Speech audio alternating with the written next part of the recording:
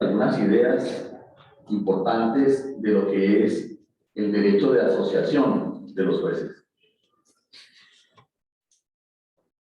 La primera reflexión, estamos en tenemos que dejar tareas como los profesores. La primera tarea es que tenemos que ver como jueces democracia, ¿de cuál estamos hablando? Resulta que democracia en Cuba. Y en Cuba, la Relatoría de las Naciones Unidas, jueces o de magistrados y abogados, en uno de sus informes señaló que no hay independencia judicial y es una democracia. Pero ¿qué tenemos que ver igualmente los...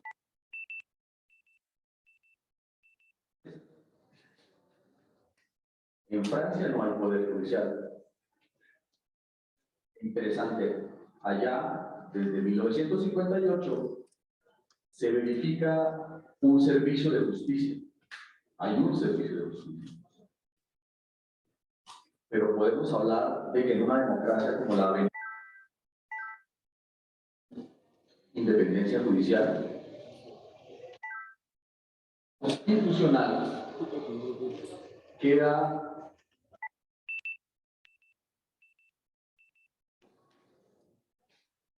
increíble que en una democracia se diga eso. Pero miramos que nuestras democracias tienen un trípode en el poder ejecutivo, legislativo y judicial. Y hablamos de independencia. Esa primera tarea que tenemos que hacer como abogados, antes que como jueces, es mirarnos derechos humanos. Los jueces somos los garantes de los derechos humanos en cualquier parte del mundo. ¿Cuál fue el mecanismo o la historia que tengamos constitucional de democracia? Porque las constituciones aceptan todo. Hay constituciones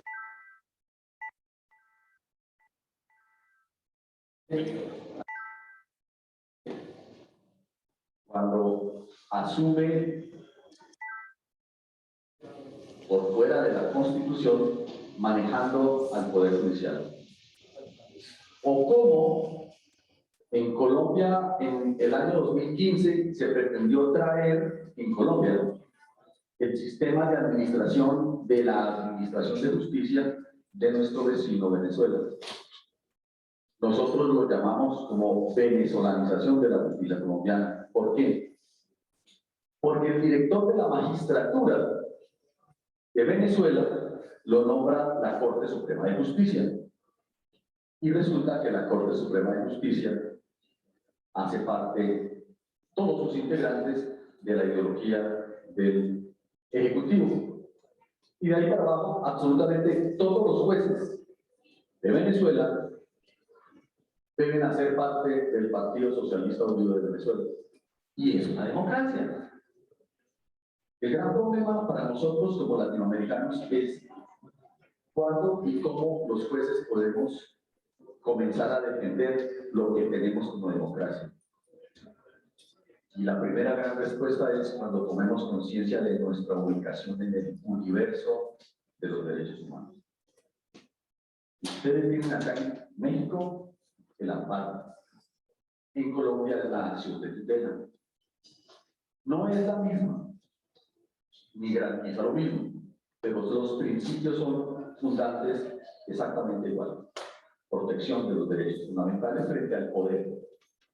Ese es el nuevo constitucionalismo que desde 20 años antes de la culminación del siglo XX comenzó a ser parte de todas las constituciones y los cambios constitucionales en América Latina. Derechos humanos. Y pongamos la atención, porque los jueces, por el trabajo, porque tampoco al poder le interesa escucharnos, ni hacernos a la idea, por lo menos desde el punto de vista académico, de que somos el soporte de la democracia. No nos enseñan eso cuando nos forman para jueces. No hay un solo curso en Colombia que le permita al juez sentarse y decir: estoy resolviendo los problemas a la comunidad, al pueblo, a cada ciudadano y ciudadana, a cada persona. No, produzcan. Y más trabajo. Y lo califico mal si usted no trabaja bien. Y vamos a hacerle cambios. En Colombia tuvimos los jueces que, y aquí termino mi intervención en este punto, que asociamos para que nos escucharan en el Congreso de la República. Porque los presidentes han querido hacer reformas constitucionales de espaldas a los jueces. ¿A quiénes llaman? A las Cortes. Y las Cortes tienen sus propios intereses. Yo he dicho que las Cortes, por lo menos en mi país, tienen su propia agenda. Su agenda no es la del Servicio Público de Justicia. Ni la agenda política tiene relación con el Servicio Público de Justicia. Les interesan sus propios problemas, que son los de las Cortes. Pero los problemas de los jueces que estamos en las provincias haciendo nuestro trabajo solamente le importa al ciudadano. Y esa es la conclusión. La primera conclusión es: ¿por qué en un país democrático se le prohíbe a los jueces, como pasa en Venezuela, que se asocien? La respuesta es muy sencilla. Jueces que tengan conciencia de quiénes son dentro del poder son jueces peligrosos para el poder. Y vemos a los jueces que no son afectos al partido del gobierno de Venezuela en el exilio. En el exilio. Esa es mi primera parte de la intervención, llamándolos a esa conciencia. Tenemos que despertarnos, todos los jueces de Latinoamérica, para hacer poder judicial desde nuestra capacidad de solucionar los problemas de la gente. Porque somos nosotros, no las Cortes, las que hacen ese ejercicio. Omitido la cosa, presentar la mesa de la liga, pero le pido por favor la mesa de liga, ¿qué nos puede decir de este ejemplo? Gracias.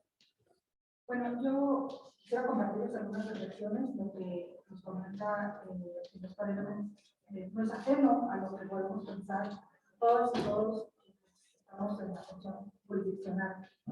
Y por supuesto no puedo pretender siquiera ser exhaustiva en este tema, pero sí puedo compartirles ciertas reflexiones que de ninguna manera pueden partir de un lugar diverso a lo que fue mi juramento cuando asumí el cargo. El juramento que todos quienes estamos en la función jurisdiccional hicimos tanto cuando tomamos el cargo de jueces de distrito o cuando lo hicimos como magistrados, que para efectos de esta intervención me referiré solo jueces como aglutinantes de jueces y magistrados. Va implícito en ese juramento la independencia judicial. El asumir y protestar ante el Estado mexicano que vamos a resolver, vamos a tomar decisiones de manera absolutamente independiente y ajenos a cualquier presión social, política, del crimen organizado, etc. Y que esta parte de nuestra función, que además se encuentra acorde a lo que establece el Estatuto del Juez Iberoamericano, que textualmente dice, lo quiero leer porque me parece verdaderamente importante de lo que hacemos, lo que regula lo que hacemos, no solo en México, sino en toda la región, en todo el mundo. Y el estatuto establece: los jueces son independientes en el ejercicio de sus funciones jurisdiccionales y se encuentran tan solo sometidos a la Constitución y a la ley, con estricto respeto al principio de jerarquía normativa. Y creo que ya en el tema de defensa de derechos humanos, hay un poquito más allá de lo que dice la ley y lo que dice la Constitución, que podría ser como esta primera parte de la independencia judicial. Lo decía el ministro Gutiérrez Ortiz Mena hace un momento, es un tema de nueva reflexión, pero nuestra función debe estar enmarcada precisamente en entender que uno de los derechos fundamentales de los seres humanos es el acceso a la justicia. Y el acceso a la justicia con todas sus aristas y con todos sus derechos.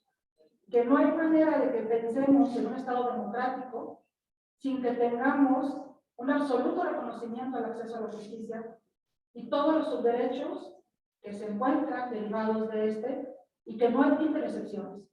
Que la propia Corte Interamericana de Derechos Humanos ha sostenido en jurisprudencia que el principio de independencia judicial resulta indispensable para la protección de derechos humanos.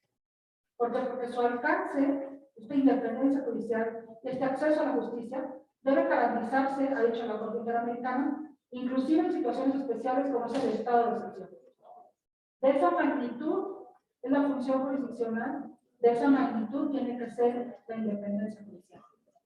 La Declaración Universal de los Derechos Humanos, así como el Pacto Internacional de Derechos Civiles y Políticos, consagran los principios que todos los seres humanos asumimos que tenemos, que debemos tener y que deben ser absolutamente ejercidos y disfrutados.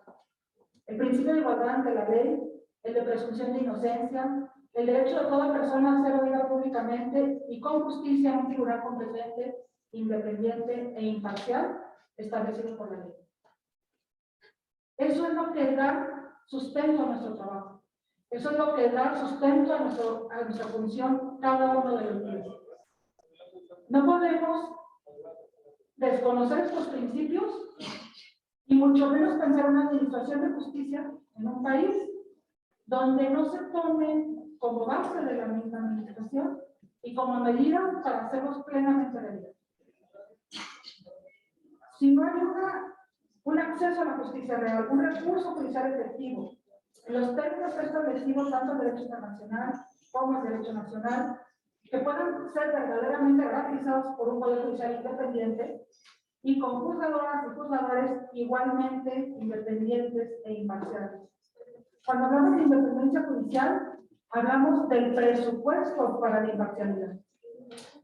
Cualquier persona, incluidos quienes somos juzgadores o juzgadoras, queremos que siempre exista un juez o una jueza independiente e imparcial que resuelva nuestros conflictos. Es esencial para la vida democrática. Y no se trata solo de un discurso y tampoco se trata solamente de un posicionamiento político. Es un tema de realidad social. Cualquier derecho de cualquier persona, en cualquier ámbito de cualquier realidad, requiere de un juzgador o de una juzgadora independiente.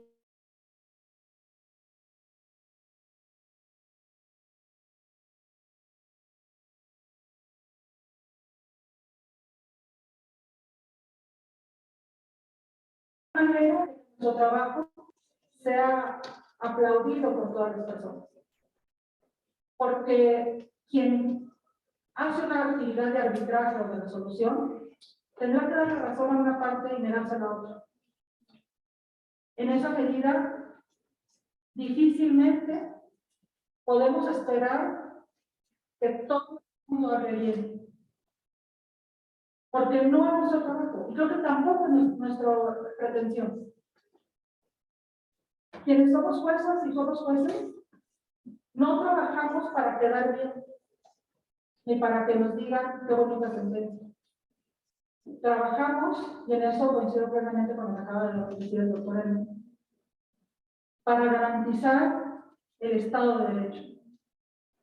En el Poder Judicial de la Federación trabajamos para que exista un verdadero control de constitucionalidad, un verdadero equilibrio de poder, a pesar de cualquier crítica, de cualquier intervención, de amenazas, de lo que sea que nos digan o nos hagan.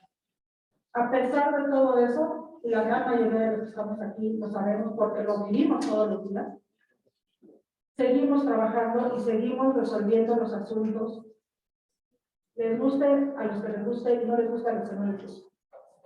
Porque sabemos que a través de nuestras resoluciones, a través de nuestro trabajo, los derechos humanos pueden ser efectivos y podemos aspirar a una sociedad verdaderamente democrática en la defensa y protección de derechos humanos.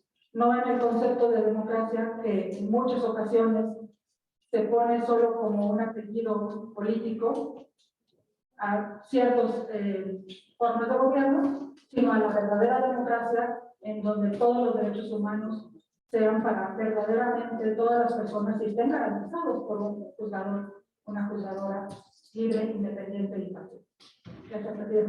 Bien, en esta primera intervención hemos escuchado los importantes planteamientos de quienes juzgamos, en este caso desde el punto de vista de nuestra querida Colombia, de lo que sucede en ese país, y bueno, ahora en México. Y corresponde pues escuchar lo que un gran abogado puede decir en relación con su cotidiana labor en los órganos jurisdiccionales. Muchas gracias y muchas gracias a la Asociación de Magistrados y Jueces Federales que nos hicieron el favor de invitar. Antes de iniciar quisiera hacerles un breviario. La Asociación Al-Muhani nace en el centro libanés, que es el centro de la comunidad libanesa en todo el país.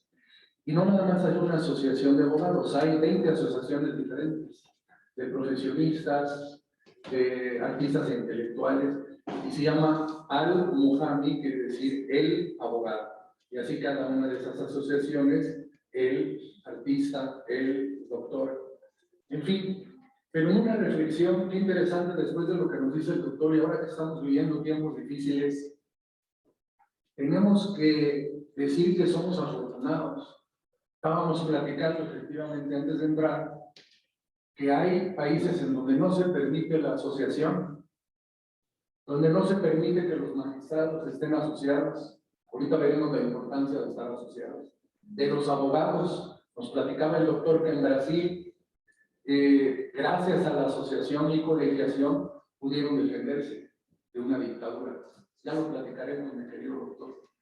Aquí en México, el artículo 9 de nuestra Constitución contempla dos derechos fundamentales distintos, el de reunión y el de asociarse.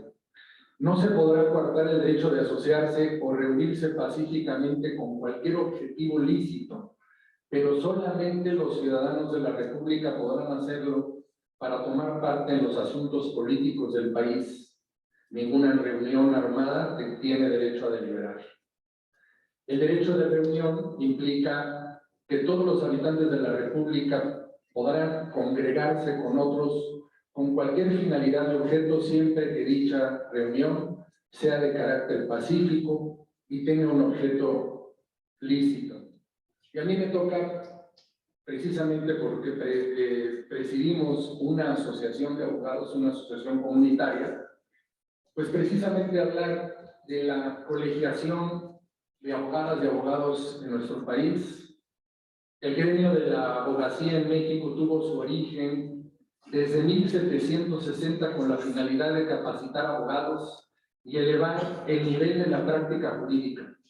El crecimiento mayor se dio alrededor del año 1900, donde se popularizó la enseñanza de las ciencias jurídicas y como consecuencia el número de abogadas y abogados creció exponencialmente.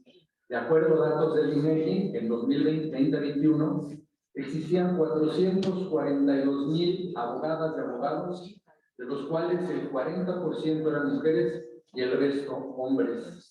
Aunado a ello, actualmente existen cerca de 333 colegios de abogados, entre los que se encuentran el Ilustre Nacional Colegio de Abogados de México, fundado en 1760, la Barra Mexicana de Colegios de Abogados, fundada en 1922. Por cierto, nos sigue a las 12 del día va a estar la participación de la presidenta del Colegio de la Barra, que es Claudia de Buen, y de la Asociación Nacional de Abogados de Empresa, Colegio de Abogados, creada en 1970, entre otros. Ellos están agrupados en un colegio, Consejo General de la Abogacía, en donde formamos parte de varias asociaciones. Perdónenme que lo diga, pero que sean serias, que sean respetuosas, que sean incluyentes. ¿Por qué? Porque la importancia de la existencia de los colegios, barras y asociaciones de abogados radica principalmente en garantizar la buena praxis a través de la formación de abogadas y abogados capacitados, actualizados y certificados que se desempeñen con absoluto respeto a los valores del derecho y la abogacía. Lo más importante, el control deontológico y aplicación del régimen disciplinario en colaboración con la Administración de Justicia. Hoy más que nunca, no lo podemos esconder, en México tiene que haber una participación muy activa de los colegios de abogados, de las asociaciones y de la sociedad, haciendo frente común con los jueces y magistrados, con los poderes judiciales, simplemente para defender la Constitución, simplemente para defender la autonomía y la independencia de los poderes judiciales y los magistrados. Muchos de ellos atacados injustamente, precisamente por lo que decía el magistrado, por aplicar el derecho, por aplicar la justicia. Hoy, la abogacía en México está organizada y más fuerte que nunca. El fortalecimiento de lazos entre los colegios, barras y asociaciones es evidente y está dando resultados. Estoy cierto que la unión hace la fuerza y que el trabajo coordinado siempre tiene un efecto positivo potencializado en favor de la sociedad, en favor de nuestro Poder Judicial federal y local y a favor de nuestro querido México. Muchas gracias.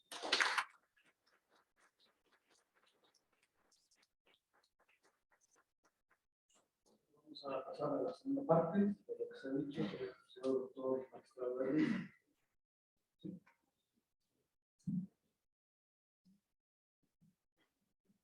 Bien, bueno, en esta segunda parte es importante otra tarea para nosotros.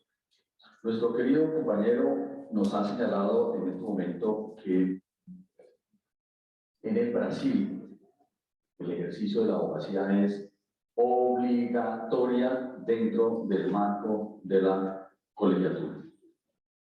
Si no, abogado que quiera ejercer tiene que hacer parte de esa colegiatura. Es única. Y qué importante eso, y fíjense, el artículo 130 de la Constitución del Brasil, esto lo vine a saber hace 8 días en un simposio que se hizo en Bogotá, precisamente de abogados, un simposio internacional de abogados, en donde discutíamos cuál es el papel de los abogados en la democracia. Y ya dijimos en la primera intervención que cuál democracia, ¿cierto? De cualquier manera, dentro de ese marco, la visión de la importancia que tuvieron los abogados en la reconstitución del Estado de Brasil como democracia después de culminada la dictadura, es que tienen ese artículo constitucional en donde están protegidos en su persona, en el ejercicio de su función. Yo no he visto una constitución que tenga esa característica. Me parece que es muy importante. ¿Por qué? Porque los abogados, nosotros creo que aquí todos somos abogados, antes de ser jueces, debemos saber que la unión hace la fuerza. No hay otra posibilidad. El sistema nos quiere, queridos amigos, individuales, en su despacho, con una carga laboral alta. No he dicho que no piensen, sino que trabajen. Y les pedimos, por lo menos en Colombia, la carga laboral que sea racional. No lo quieren hacer. No le invierten a la justicia porque no es buen negocio tener una buena justicia. Los poderes ejecutivos en nuestros países nos quieren doblegados desde varios puntos de vista, desde el punto de vista económico, presupuestario. Entonces hay quienes nos dicen, bueno, coloquen en la Constitución que una parte del Producto Interno Bruto o una parte de los ingresos generales de la nación van al Poder Judicial. Y cuando lo miramos en los países en donde existe esa cláusula, los compañeros jueces nos dicen que no está. Sencillo, entonces está en la Constitución, pero no hay cómo exigirle a los ejecutivos, porque ellos, ¿qué es lo que hacen? Extorsionan a los poderes judiciales. Fíjense una cosa muy interesante de las democracias latinoamericanas. Hasta 1970, más o menos, Por Centroamérica era la existencia de gobiernos totalitarios, militares. En el Cono Sur, más o menos. Igual, cuando entran las democracias, se fortalece ¿qué?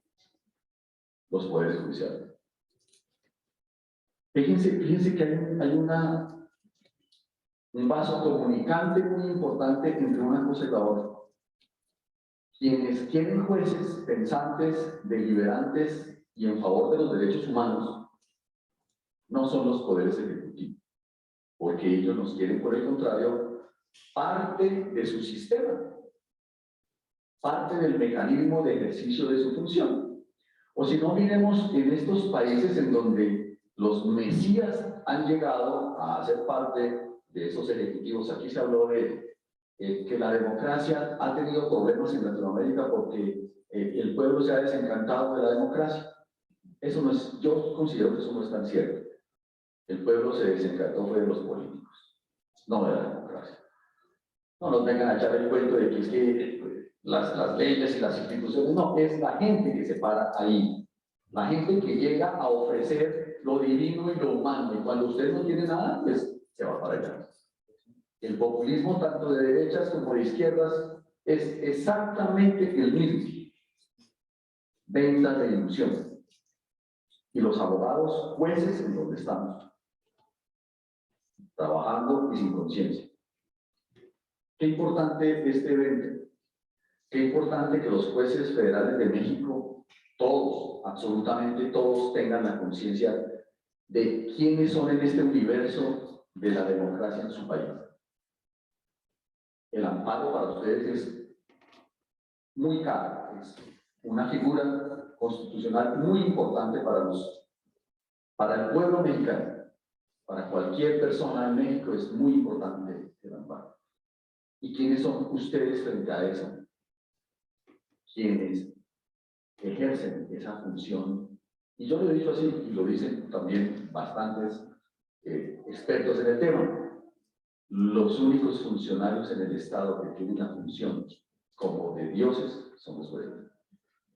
Eso les duele a los policías, les duele a los militares, les duele a todos los demás funcionarios porque no tienen esa capacidad de que la constitución política, que la Carta de Derechos le entregue a usted en cuerpo y alma la garantía de hacerle respetar los derechos a una persona. Su seguridad social, la vida, su libertad, los derechos fundamentales. Ese es el juez que necesitamos. Pero ojo, mis queridos amigos, solos e individuales, como nos quiere el sistema, nos terminan aplastando. Quiero que, ojalá, la otra tarea que les voy a dejar, hablen con jueces venezolanos en el exilio. ¿Yo por qué hago tanto énfasis? Porque ellos lo dicen a pie de puntillas. Nosotros estábamos muy bien, una democracia fundada en los dólares y el petróleo, y creíamos que todo estaba muy bien. Y, pues, políticamente, ¿en dónde están en este momento?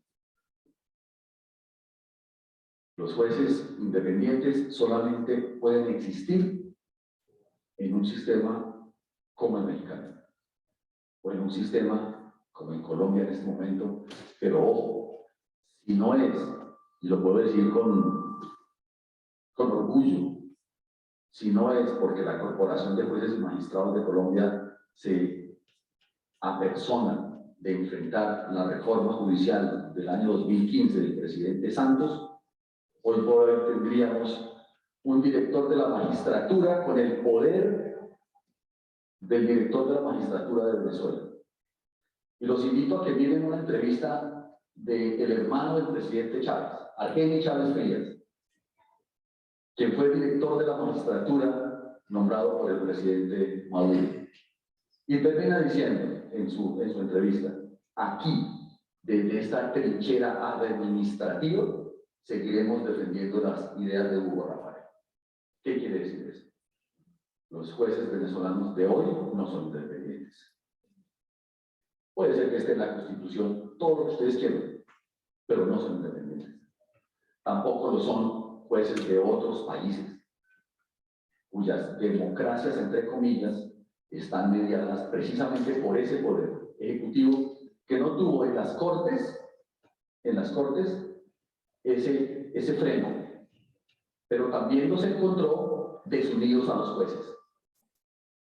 O ahí es donde está el punto, el culmen, que Rafael Chávez Frías sabía que prohibiéndole a los jueces, como está en la Constitución, los invito a que vayan conmigo, no se pueden asociar, porque saben que jueces conscientes son jueces que se asocian para defender sus derechos, esa es una cara de la moneda, pero también defender el Estado de Derecho y defender a los ciudadanos. Si no es así, muy difícil que una democracia pueda seguir siendo.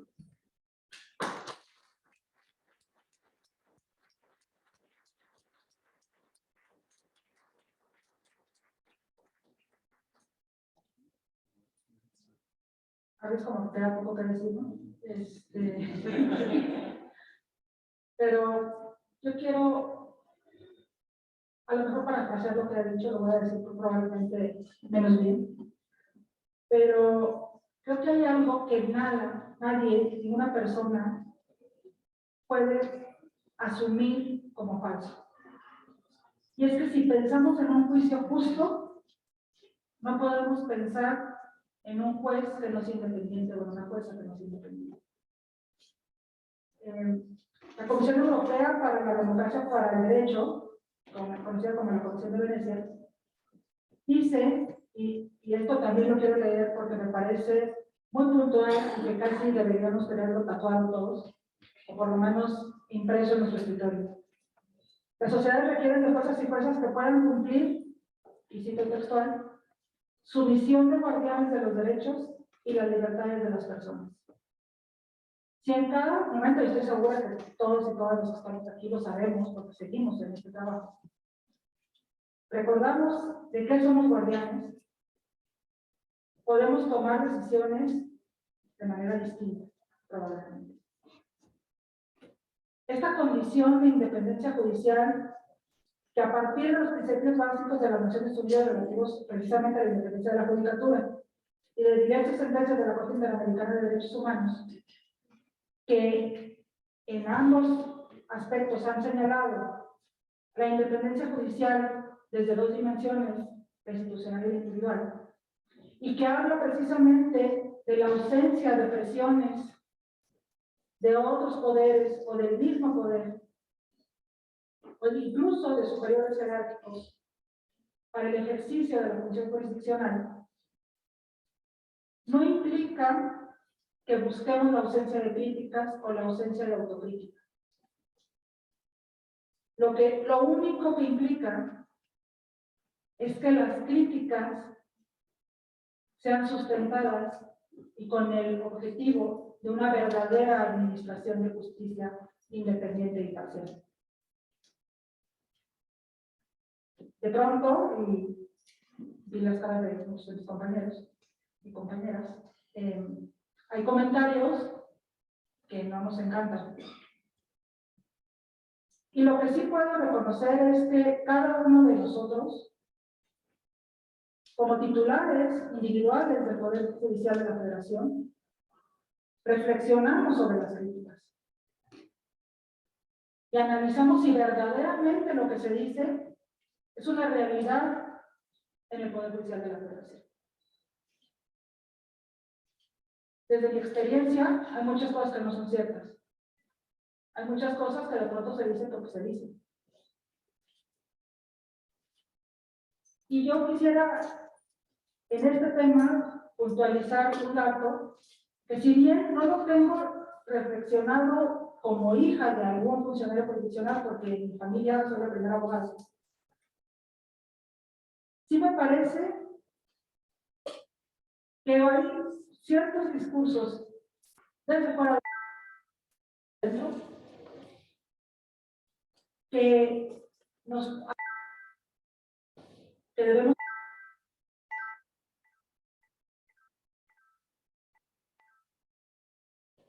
del trabajo que hacemos frente a nuestras propias familias, frente a nuestros hijos, frente a nuestros amigos, y que el hecho de que alguno de mis hijos un día quiera ser juez federal porque se siente orgulloso de lo que ha visto que yo hago, con todos los sacrificios que implican para la familia, y que creo que todas y todos aquí lo vivimos diariamente, es de pronto hacernos no entender o querer convencernos de que no es tan importante nuestra función. La independencia judicial, desde esta dimensión individual, implica, según los tratados internacionales, según los lineamientos internacionales, derechos de los jueces y de las juezas.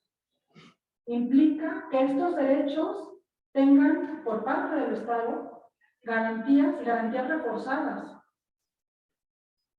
Ha establecido la Comisión Internacional de Juristas, que es una ONG que se encarga precisamente del análisis de estos temas, que si bien jueces y juezas gozan de los mismos derechos humanos que las demás personas, también gozan de una protección especial debido a su papel como garantes de los derechos humanos para el resto de la población.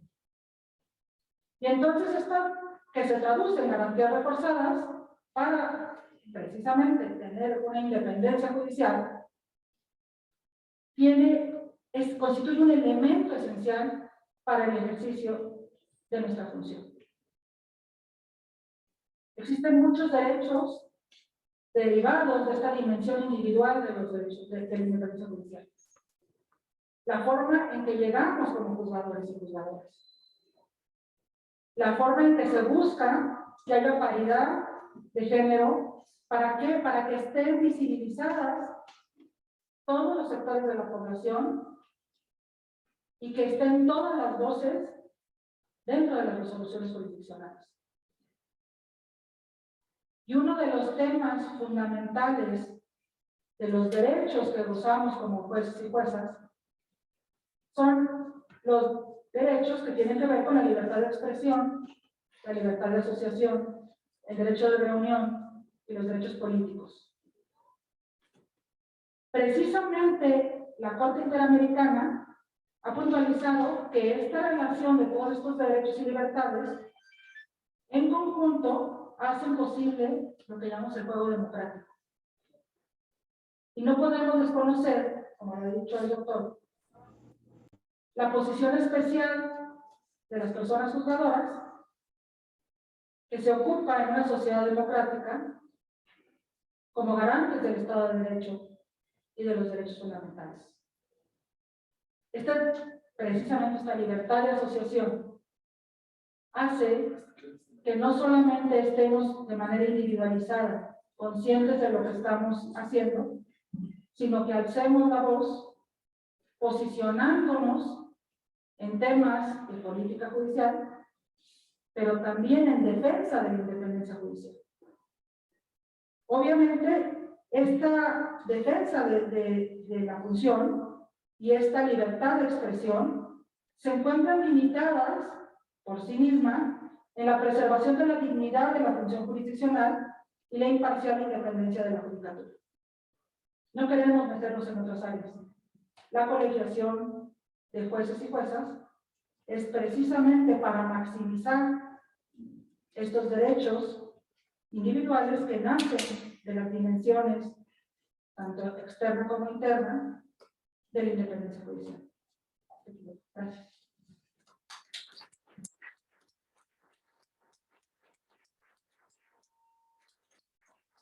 Un paso a la segunda intervención y para después concluir con unas breves consideraciones.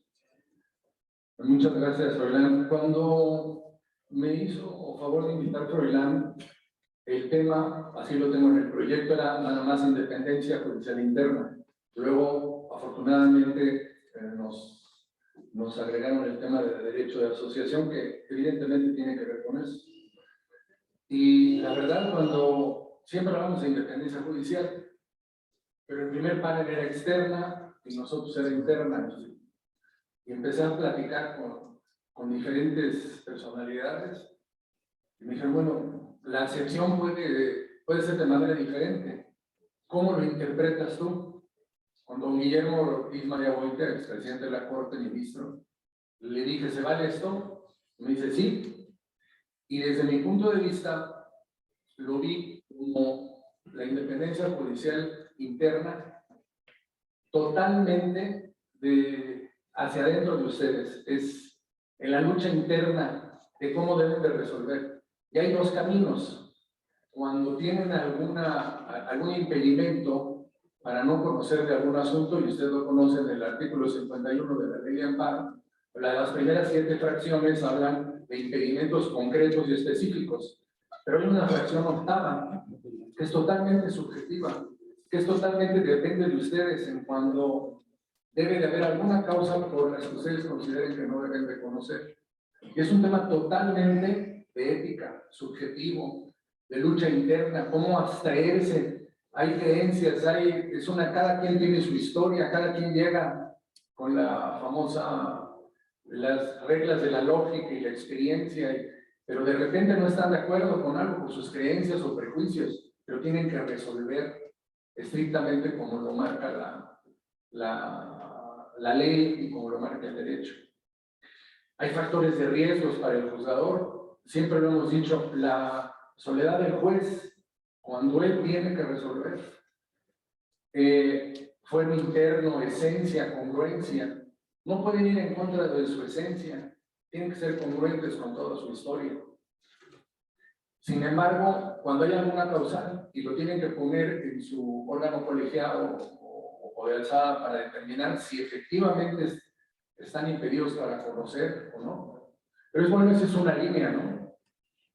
El juez, frente a la mirada de un observador razonable, sociedad, abogados, familias, pares, cuando dicen, híjole, ¿cómo voy a resolver?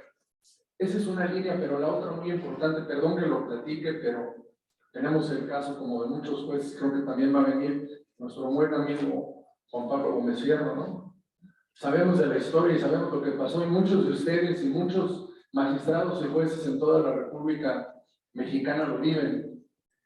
Y la fórmula es muy sencilla, en la soledad tienen que resolver y eso los va a defender. Y eso los va a hacer salir adelante, y no nada más a los jueces y magistrados, también a los abogados. La verdad y actuar conforme a nuestra ética, conforme a nuestra forma de pensar, libres, independientes internamente, es lo que nos va a salir. Por eso a Juan Pablo, a pesar de todas las críticas y todas las investigaciones que le hicieron, resolvió conforme a derecho, resolvió como él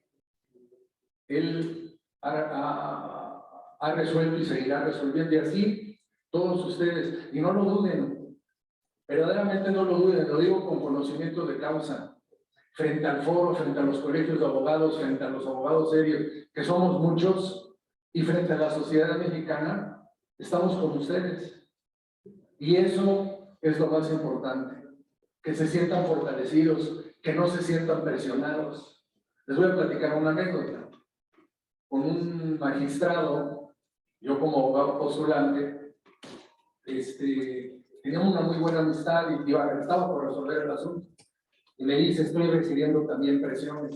Y le dije, mi hermano, perdóneme la expresión, mándanos a la fregada a todas las presiones, nuestra amistad, resuelve conforme a derecho, resuelve como tú lo consideres, y lo vamos a aceptar. Y así fue. Creo que la conclusión en cuanto a independencia judicial interna, reitero, en su soledad, en su forma, siempre saldrán avante, siempre saldrán adelante cuando resuelvan conforme a su conciencia. No sé si estén de acuerdo conmigo en esa interpretación de la independencia judicial interna, ahí lo dejo en la mesa, pero bueno, se vale, ¿no? Muchas gracias.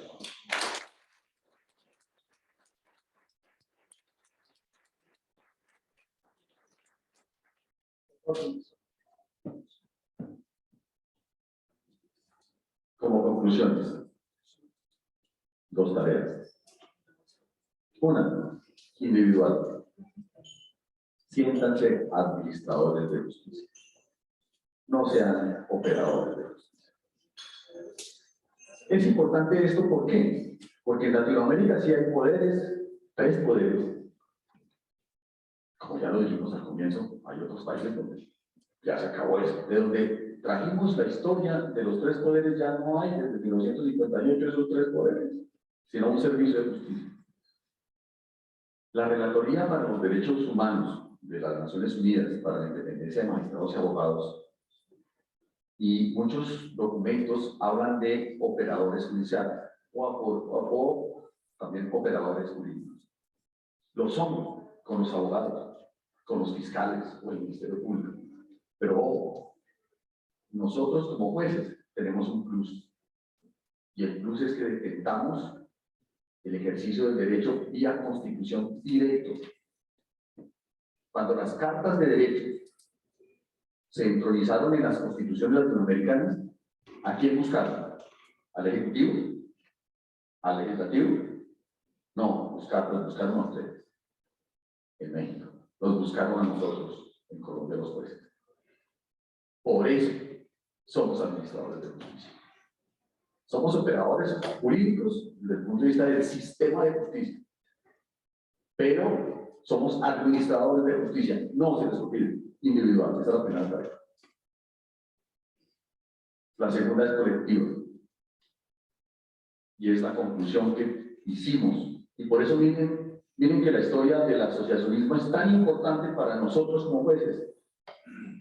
Ayer presentamos al mundo el informe de una comisión de jueces que visitamos a Guatemala para verificar la situación de independencia judicial.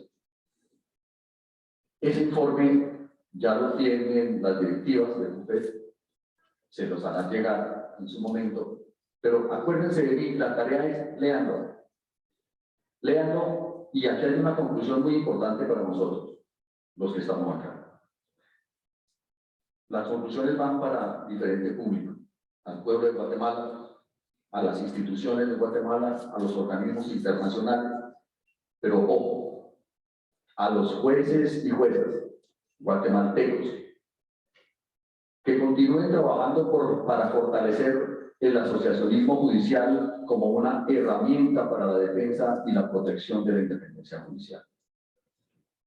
Vieran ustedes el estado de muchos de los jueces en el exilio, defensores de derechos humanos, abogados, fiscales y jueces que están, más de 20 funcionarios están en el exilio perseguidos por el estamento público, con las leyes y la constitución guatemalteca, que son una democracia.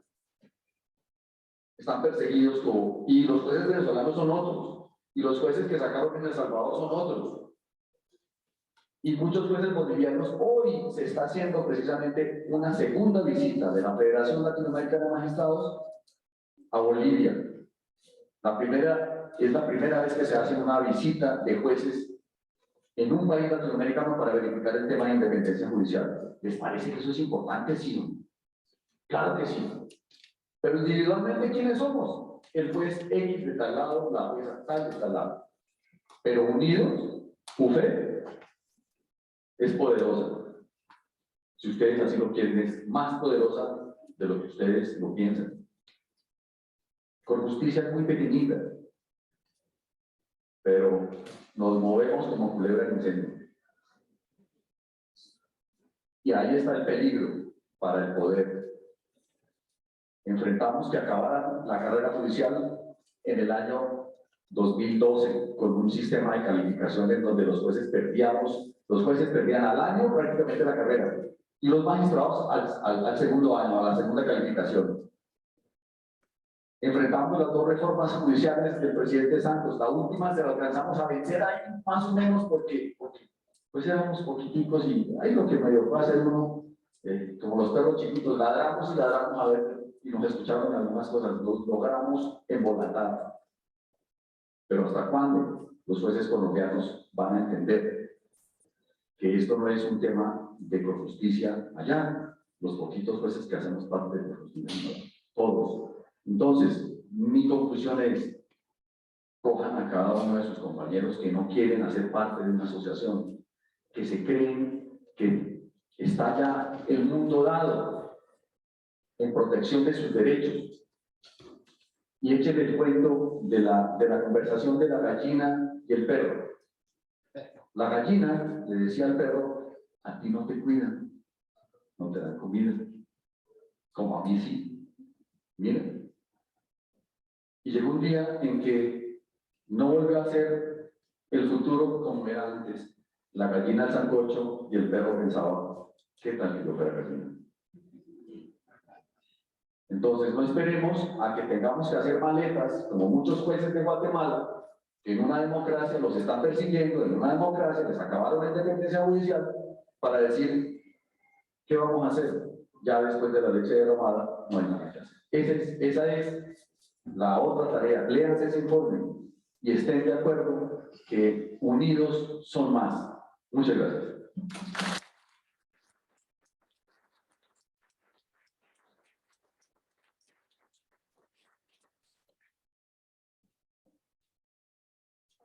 Precisamente de las ideas que nos comparte el doctor, yo quisiera concluir diciendo que no basta la existencia de asociaciones como la que hoy nos reúne, sino que debe buscarse el reforzamiento de las condiciones para que la participación en sus actividades y el ejercicio de la defensa de la independencia judicial y los intereses de jueces y jueces sea efectivo y eficaz.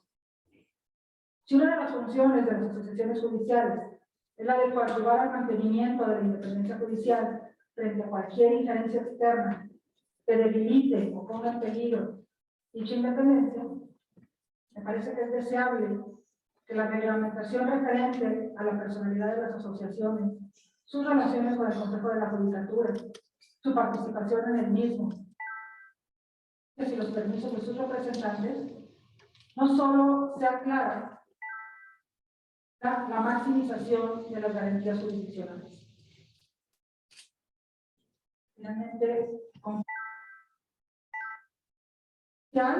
debe evolucionar hacia la consolidación de su independencia, no como un privilegio de jueces y juezas, sino como derecho de los gobernados y garantía del correcto funcionamiento del Estado democrático de derecho. Muchas gracias.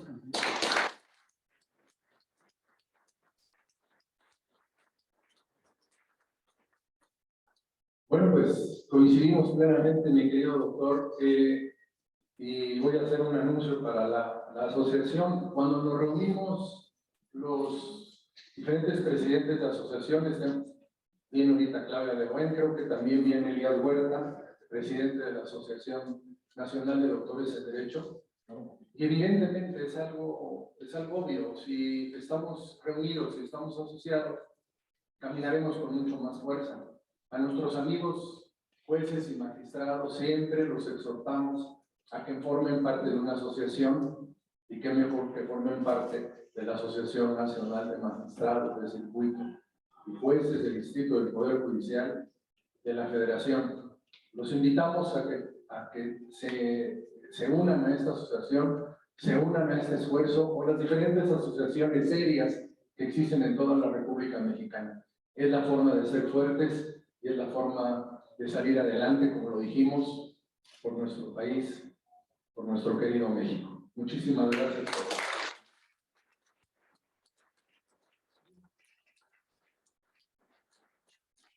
Muy amables, pues por razones de tiempo voy a cortar la parte de las preguntas para no decir cerrarla, pues, sin embargo, ¿alguien desea hacer algún cuestionamiento? ¿Okay?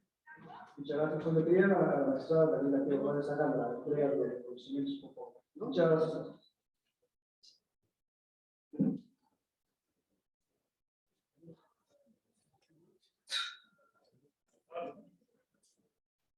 Muchas gracias.